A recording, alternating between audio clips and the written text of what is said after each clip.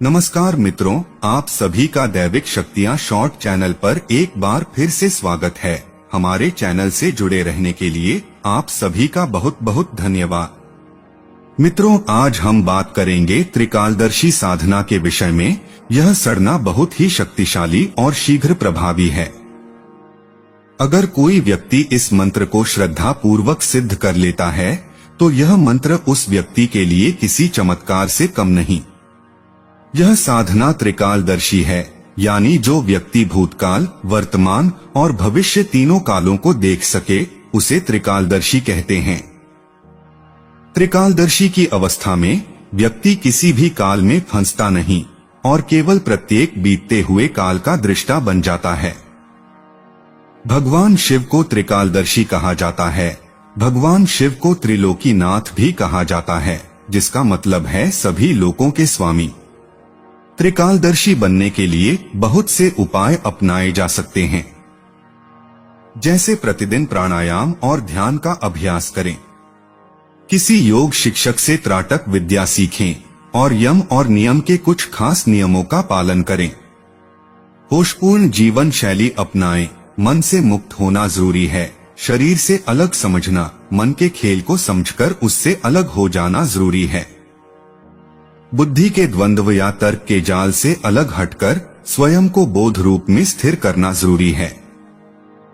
लेकिन आज मैं आपको त्रिकालदर्शी बनने के लिए एक हनुमान साबर मंत्र देने वाला हूँ। यह मंत्र हनुमान जी का है।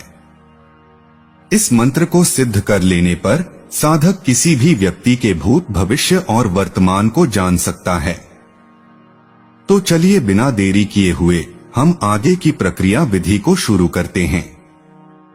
भविष्य ज्ञान प्राप्ति श्री हनुमत साबर मंत्र विशेष रूप से एक ऐसी साधना है जिससे साधक भूत, भविष्य और वर्तमान तीनों कालों का ज्ञाता बन सकता है। यह साधना उच्च कोटि की है और केवल उन्हें ही करनी चाहिए जो पूर्णतः धार्मिक, समर्पित और अनुशासित हों। इस मंत्र को ग्रहण काल के समय 1000 जप करके ग्रहण सिद्धि कर लें। तत्पश्चात नवरात्र काल, दीपावली, विजयदशमी या अन्य शुभ तिथि से आरंभ कर मंत्र के 1,00,000 जप साबर विद्या के अनुरूप करें।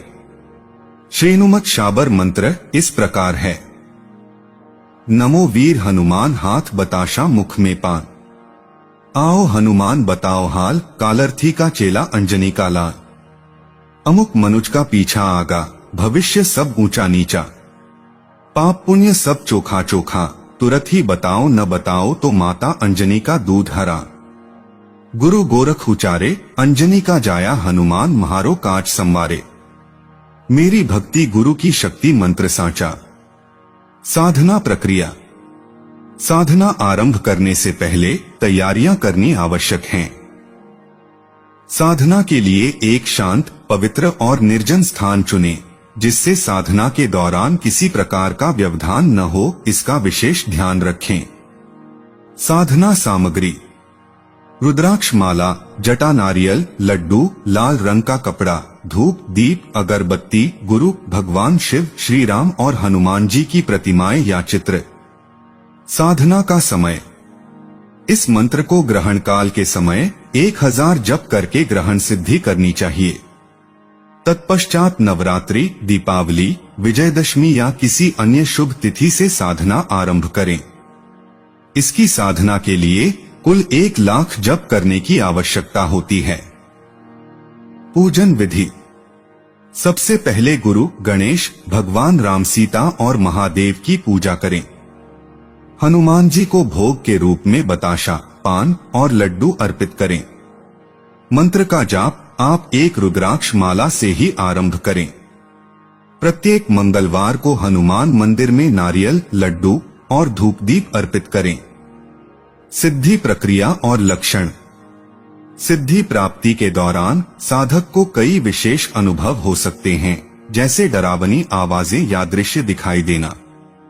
यह सामान्य है और यह संकेत देता है कि मंत्र सिद्धि की प्रक्रिया चल रही है। ऐसी स्थिति में साधक को निडर होकर साधना जारी रखनी चाहिए। साधक को सपनों में हनुमान जी का आशीर्वाद या भविष्य से संबंधित दृश्य दिखाई दे सकते हैं। जैसे जैसे साधना प्रगति करेगी, साधक में आत्मविश्वास और ऊर्जा का संचार होगा। सिद्धि प्राप्त होने के बाद जब कोई व्यक्ति वर्तमान या भविष्य के बारे में प्रश्न पूछे तो साधक को मंत्र का 21 बार जप करके हनुमान जी का ध्यान करना चाहिए। ध्यान के दौरान उन्हें संबंधित व्यक्ति की जानकारी स्वतः प्राप्त हो जाएगी। लाभ। इस साधना के अनेक आध्यात्मिक और व्यावहारिक लाभ हैं। इस साधना से भूत, वर्तमान और भविष्य का ज्ञान मिलता है और इससे साधक किसी भी व्यक्ति या घटना के तीनों कालों की जानकारी प्राप्त कर सकता है। यह साधना साधक को आत्मज्ञान और ईश्वर के समीप लाती है, जिससे उसके आध्यात्मिक मार्ग खुलते हैं। इस साधना से साधक दूसरों की समस्याओं का समाधान करने में सक्षम हो जाता है। सावधानियां। साधना के दौरान मानसिक और शारीरिक शुद्धता का विशेष ध्यान रखें। इस साधना में डरावनी घटनाओं से विचलित न हो, यह साधना का एक हिस्सा है। इस साधना को गुरु के मार्गदर्शन में ही करना चाहिए। यह बहुत ही शक्तिशाली मंत्र है। इस साधना से प्राप्त ज्ञान और शक्तियों का कभी भी गलत कार्यों के लिए उपयोग न करें। शाबर मंत्र केवल धार्मिक अभ्यास नहीं है, इनमें गहन मनोवैज्ञानिक और वैज्ञानिक पहलू भी हैं। इन मंत्रों की संरचना इस प्रकार की गई है कि इनके उच्चारण से एक विशेष प्रकार की ध्वनि तरंग उत्पन्न होती है। लगातार मंत्र जप से मस्तिष्क में सकारात्मक ऊर्जा और ध्यान केंद्रित करने की क्षमता बढ़ती है। यह साधना साधक को ब्रह्मांडीय चेतना से जोड़ती है, जिससे भविष्य का ज्ञान प्राप्त होता है। श्री हनुमत शाबर मंत्र का दैवीय और तांत्रिक महत्व। हनुमान जी को कलियुग के जागृत देवता माना जाता है। उनकी कृपा से कोई भी कठिन साधना संभव हो जाती है। यह साधना तंत्र विद्या की विशेष विधियों का पालन करती है, जिसमें हनुमान जी को आराध्य देव के रूप में स्थापित किया जाता है। मित्रों, श्री रामचरितमानस के रचयिता गोस्वामी तुलसीदास ने श्री रामचरितमानस लिखने से पहले हनुमान चालीसा लिखी थी और फिर हनुमान की कृपा से ही वे श्री रामचरितमानस लिख पाए। कहते हैं कि तुलसीदास जी ने ही बजरंग बाण भी लिखा था। चलिए जानते हैं कि बजरंग बाण का पाठ क्यों करना चाहिए और क्या रखना चाहिए सावधानी।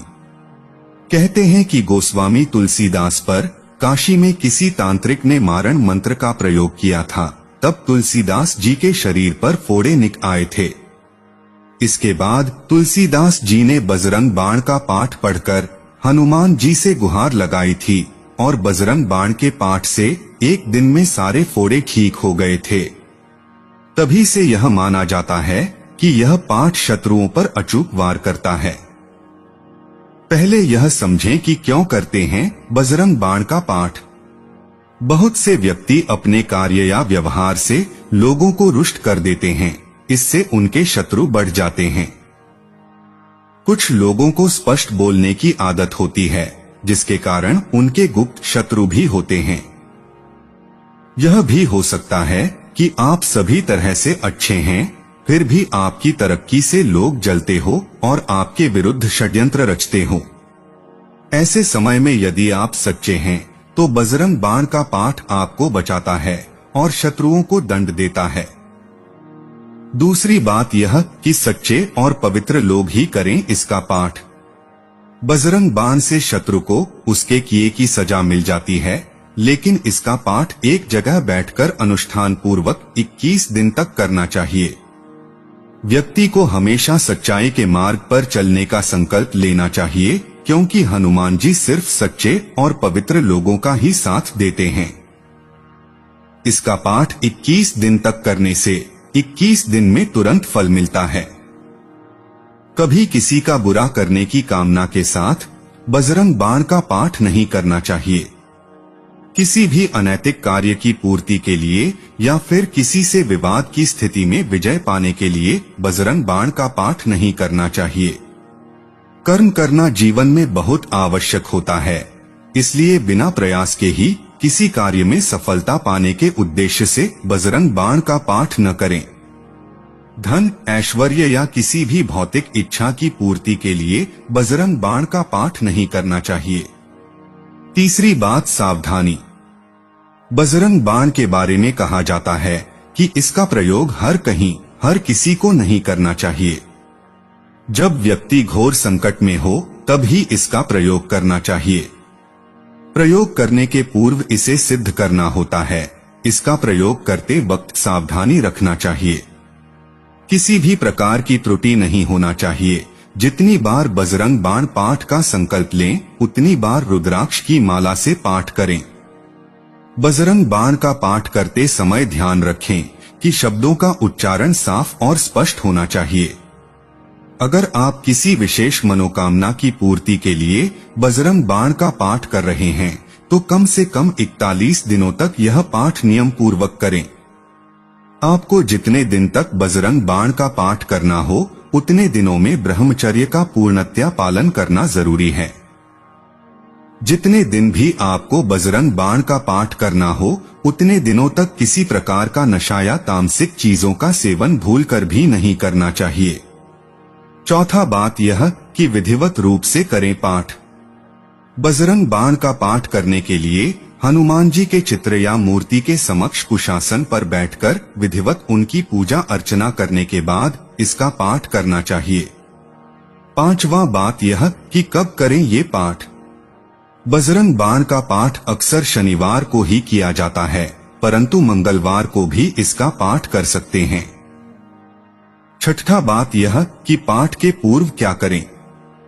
बजरंग बाण का पाठ करने के पूर्व संकल्प अवश्य लें कि आपका कार्य जब भी होगा हनुमान जी के नियमित कुछ भी करते रहेंगे। इसके अलावा राम जी की स्तुति पढ़े और फिर विधिवत पूजा के बाद पाठ करें। पाठ पूर्ण हो जाने के बाद भगवान राम का स्मरण और कीर्तन करें। सातवां बात, घी का दीप जलाएं। पाठ के पूर्व घी का दीपक जलाएं जिसमें 5 बत्ती हो। इसी के साथ गुग्गल की सुगंध भी फैलाएं। आठवां बात, अर्पित करें ये विशेष सामग्री। हनुमान जी को चमेली का तेल, गुड़, चना, जनेऊ, पान का बिड़ा आदि अर्पित करें। चूरमा, लड्डू और अन्य मौसमी फल भी अर्पित कर सकते हैं। नवम बात, शनि राहु केतु से मिलती है मुक्ति। घटना दुर्घटना को राहु केतु और शनि अंजाम देते हैं। जैसे अचानक आग लग जाना, आपकी गाड़ी का एक्सीडेंट हो जाना या किसी मुसीबत का अचानक आ जाना। हनुमान जी आपको सभी तरह की घटना और दुर्घटना से बचा लेते हैं। इसके लिए आप सदा उनकी शरण में रहकर प्रतिदिन बजरंग बाण पाठ कर सकते हैं। 10वां, मंगल दोष से मुक्ति। यदि किसी की कुंडली में मांगलिक दोष है जिसके कारण विवाह नहीं हो पा रहा है या विवाह होने के बाद वैवाहिक जीवन में संकट पैदा हो रहा है तो उसे नियमित रूप से मंगलवार के दिन बजरंग बाण का पाठ करना चाहिए। अगर नियम पूर्वक निष्ठा के साथ बजरंग बाण का पाठ किया जाए तो इससे मांगलिक दोष का निवारण जल्द हो सकता है।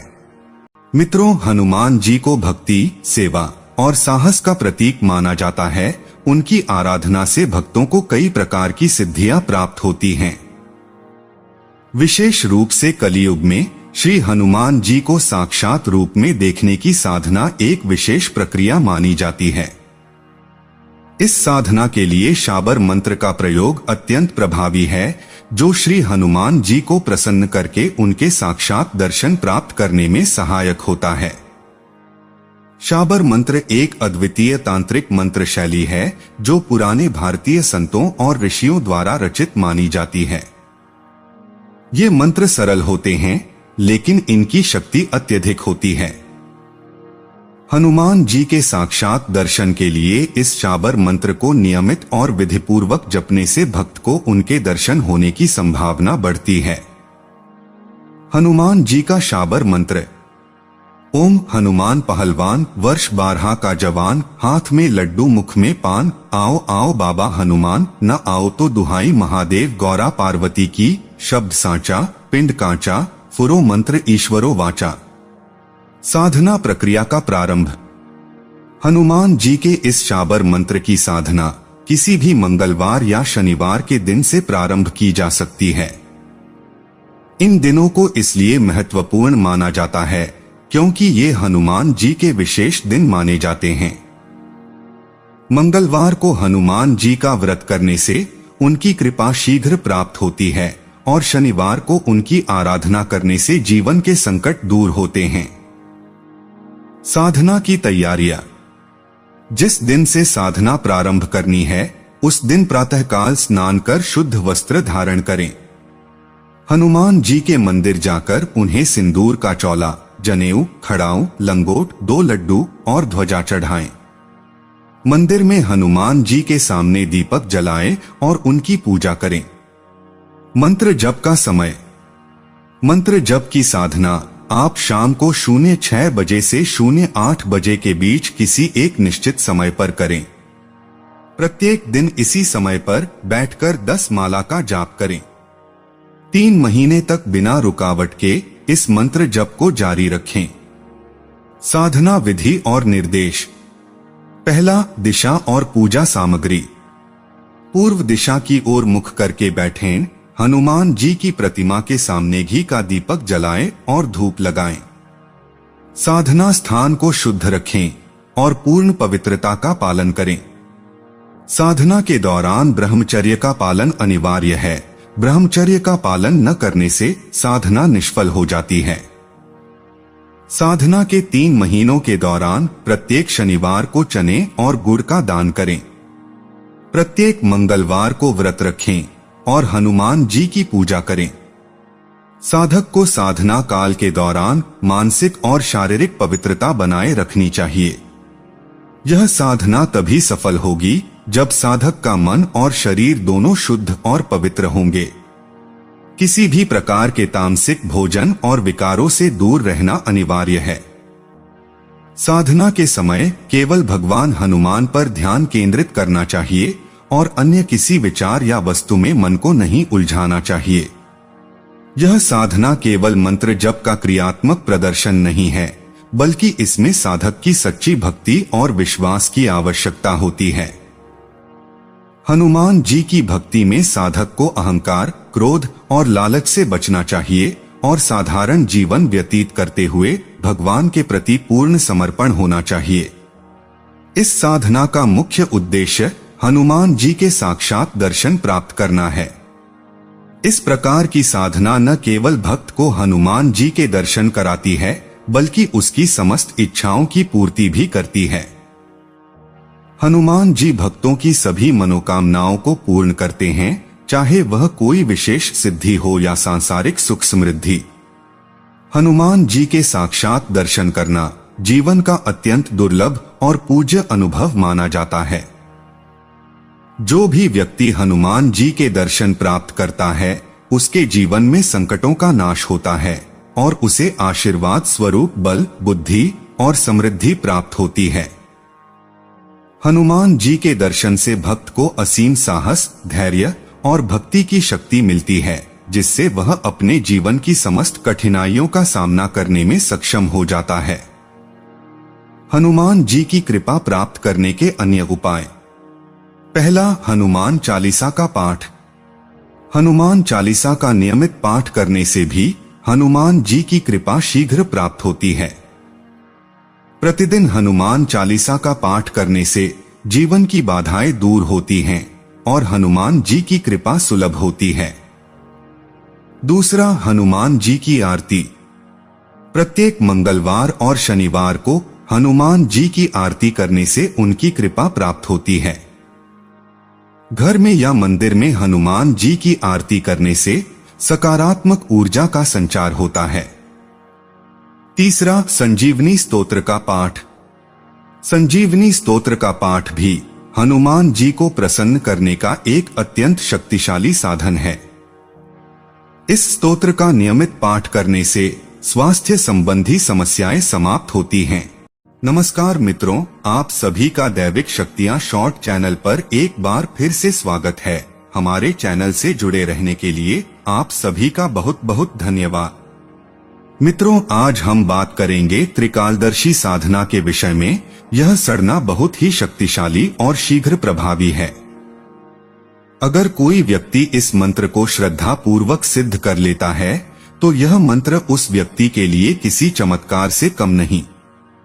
यह साधना त्रिकालदर्शी है, यानी जो व्यक्ति भूतकाल, वर्तमान और भविष्य तीनों कालों को देख सके उसे त्रिकालदर्शी कहते हैं। त्रिकालदर्शी की अवस्था में व्यक्ति किसी भी काल में फंसता नहीं और केवल प्रत्येक बीतते हुए काल का दृष्टा बन जाता है। भगवान शिव को त्रिकालदर्शी कहा जाता है। भगवान शिव को त्रिलोकीनाथ भी कहा जाता है, जिसका मतलब है सभी लोकों के स्वामी। त्रिकालदर्शी बनने के लिए बहुत से उपाय अपनाए जा सकते हैं, जैसे प्रतिदिन प्राणायाम और ध्यान का अभ्यास करें, किसी योग शिक्षक से त्राटक विद्या सीखें और यम और नियम के कुछ खास नियमों का पालन करें। होशपूर्ण जीवन शैली अपनाएं। मन से मुक्त होना जरूरी है। शरीर से अलग समझना, मन के खेल को समझकर उससे अलग हो जाना जरूरी है।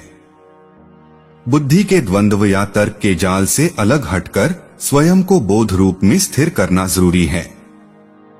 लेकिन आज मैं आपको त्रिकालदर्शी बनने के लिए एक हनुमान साबर मंत्र देने वाला हूँ। यह मंत्र हनुमान जी का है। इस मंत्र को सिद्ध कर लेने पर साधक किसी भी व्यक्ति के भूत, भविष्य और वर्तमान को जान सकता है।